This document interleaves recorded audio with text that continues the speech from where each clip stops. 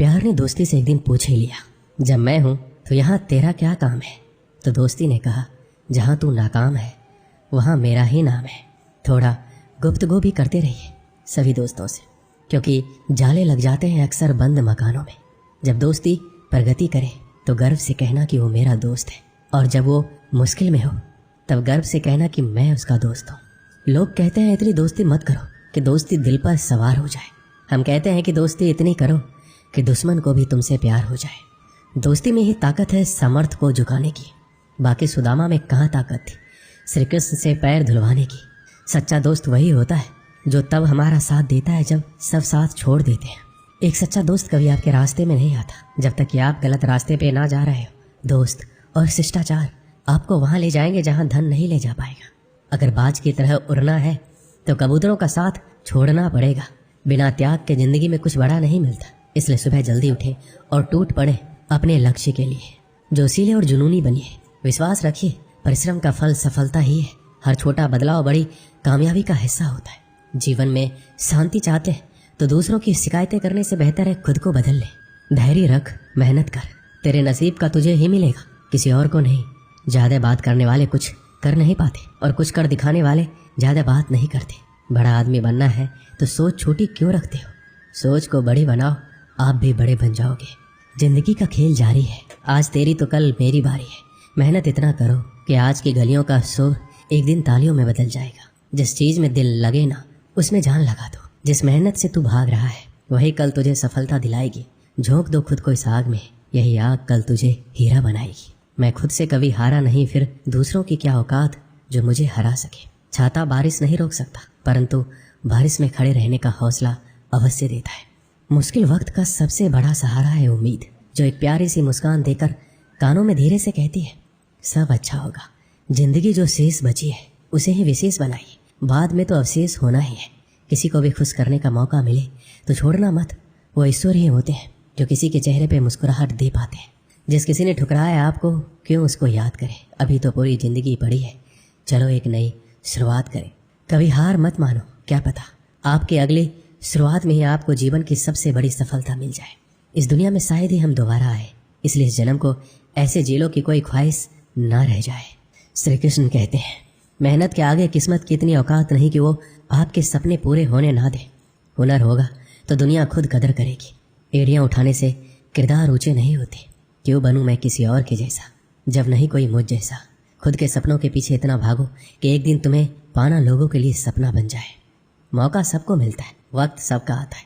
कोई चाल चल जाता है, कोई बर्दाश्त कर लेता है। याद रखिए, अपमान का बदला लड़ाई करके नहीं, सामने वाले व्यक्ति से ज़्यादा सफल बनकर लिया जाता है।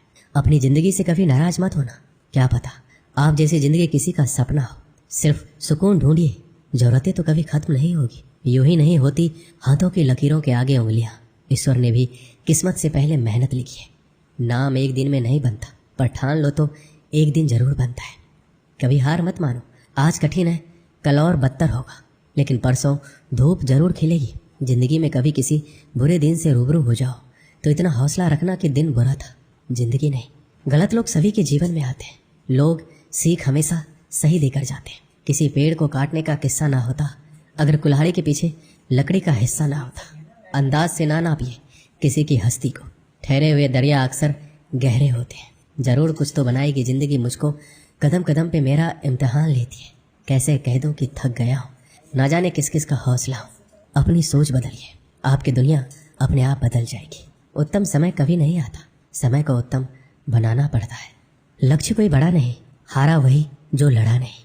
जो अपने कदमों की काबिलियत पर विश्वास रखते हैं वही अक्सर मंजिल पर पहुंचते हैं। सफलता हमारी परिचय दुनिया को करवाती है और असफलता हमें दुनिया का परिचय करवाती है। आपके सारे सपने साकार होंगे, केवल धैर्य के साथ परिश्रम करते रहिए। तो रख यकीन बस अपने इरादों पर, तेरी हार तेरे हौसलों से बड़ी नहीं होगी। इतनी देर भी मत कर देना कि सपने केवल सपने ही रह जाए और उम्र निकल जाए। जहाँ तुम हो वहीं से शुरू करो। जो कुछ भी तुम्हारे पास है उसका उपयोग करो और वो करो जो तुम कर सकते हो। एक नया दिन नई ताकत और नए विचार के साथ आता है। सफल लोग रास्ते बदलते हैं, इरादे नहीं, और असफल लोग अपने इरादे ही बदल लेते हैं। जिंदगी में रिस्क लेने से कभी मत डरो। या तो जीत मिलेगी या हार भी गए तो सीख मिलेगी। देर से बनो पर ज़रूर कुछ बनो, क्योंकि वक्त के साथ लोग खैरियत नहीं, हैसियत पूछते हैं। जो गिरने से डरते हैं वो कभी उड़ान नहीं भर सकते। सफलता का मुख्य आधार सकारात्मक सोच और निरंतर प्रयास है। अगर ठान के देखो तो आसमान मिल जाएगा, अगर दिल से देखो तो भगवान मिल जाएगा। हमारी सबसे बड़ी कमजोरी है कि हम छोड़ देते हैं। सफलता का एक रास्ता है कि बार बार प्रयास किया जाए। जब तक किसी काम को किया नहीं जाता तब तक वह असंभव लगता है। महान कार्य को करने का एक ही तरीका है, जो आप कर रहे हैं उसे पसंद करें। आपके पास सीमित समय है, उसे दूसरे की ज़िंदगी जीने में बेकार मत करो। अगर आज का दिन आपकी ज़िंदगी का आखिरी दिन होगा तो क्या आप वही करोगे जो आज करने वाले हैं? आपको शुरुआत करने के लिए महान होना जरूरी नहीं है, आपको महान बनने के लिए शुरुआत करनी होगी। बहुत समय पहले की बात है, एक राजा के पास एक हष्ट-पुष्ट और सुंदर घोड़ी थी। वह उससे बहुत ही प्रेम करता था, उसका विशेष ख्याल रखता था। इसका कारण ये था कि युद्ध क्षेत्र में घोड़ी ने कई बार राजा के प्राणों की रक्षा की थी। ये घोड़ी की वफादारी थी जिसने राजा का दिल जीत लिया था। घोड़ी ने कई वर्षों तक राजा की सेवा की और पूर्ण वफादारी बनी रही। जब उसकी उम्र हो गई तो उसकी जगह उसके बेटे ने ले ली। घोड़ी का बेटा हष्ट-पुष्ट था, मगर उसमें एक खामी थी, वह जन्म से ही काना था। इस बात को लेकर वह हमेशा दुखी रहता था। एक बार उसने घोड़ी से पूछा, माँ, मैं काना क्यों जन्मा? उसकी माँ ने बोला, बेटा, जब तू मेरे गर्भ में था उस समय एक दिन राजा मेरी सवारी कर रहा था और मेरे कदम लड़खड़ा जाने पर आवेश में आकर उसने मुझे एक चाबुक मार दिया था।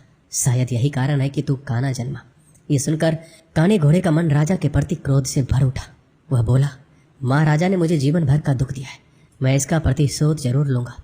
माँ ने समझाया, नहीं बेटा, राजा हमारा पालक है, उसके प्रति प्रतिशोध की भावना अपने हृदय में मत ला। क्षणिक आवेग में उसे क्रोध आ गया और वह स्वयं पर नियंत्रण नहीं रख पाया। इसका अर्थ ये कतई नहीं है कि वो हमसे प्रेम नहीं करता है। तू प्रतिशोध लेने का विचार अपने हृदय से निकाल दे।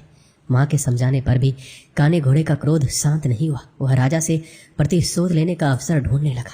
बहुत जल्द उसे यह अवसर मिल भी गया। राजा युद्ध के मैदान में काने घोड़े पर सवार था। उसके और उसके पड़ोसी राज्य के राजा के बीच घमासान युद्ध छिड़ा हुआ था। तलवारबाजी करते करते अचानक राजा घोड़े से नीचे गिर पड़ा। मौत उसके करीब थी। काना घोड़ा उसे उसी हाल में छोड़कर भाग सकता था, लेकिन उसने ऐसा नहीं किया। उसने फुर्ती दिखाई और राजा को फिर से अपनी पीठ पर बिठाकर उसके प्राण बचा लिए। वह चकित था, उसने ऐसा क्यों किया? जिस व्यक्ति ने उसे काना बनाया उसने उसके प्रति वफादारी क्यों दिखाई? क्यों उससे प्रतिशोध नहीं लिया? यह प्रश्न उसने अपनी माँ से पूछा। वह मुस्कुराते हुए बोली, तू आखिर बेटा किसका है? मेरा ना। मेरी छत्र छाया में तू पला बढ़ा है। जो संस्कार मैंने तुझे दिए हैं वो तेरी रग रग में बस गए। उन संस्कारों के विपरीत तू जा ही नहीं सकता। वफादारी तेरे खून में है बेटा, तू वफादार ही रहेगा। इस कहानी से हमें क्या सीख मिलती है? संस्कारों का आचरण पर बड़ा गहरा प्रभाव पड़ता है। जिन संस्कारों के साए में बच्चों का पालन पोषण होता है वह उसके अवचेतन में गहरे तक समाहित हो जाते हैं। ऐसे में अपने संस्कारों के विपरीत वह जा ही नहीं सकता। संस्कारों का सबसे बड़ा आधार परिवार है, जहाँ से संस्कारों की नींव बढ़ती है। हर माता पिता की जिम्मेदारी है कि वो अपने परिवार को अच्छे संस्कार की नींव दे। अच्छे संस्कार के परिवार का व्यक्ति संस्कारी बनेगा और अपने कर्मों से समाज में सदा सम्मान पाएगा। दोस्तों, इस वीडियो में बस इतना ही। मिलते हैं अगले वीडियो में। अपना ख्याल रखिएगा। जय श्री कृष्ण।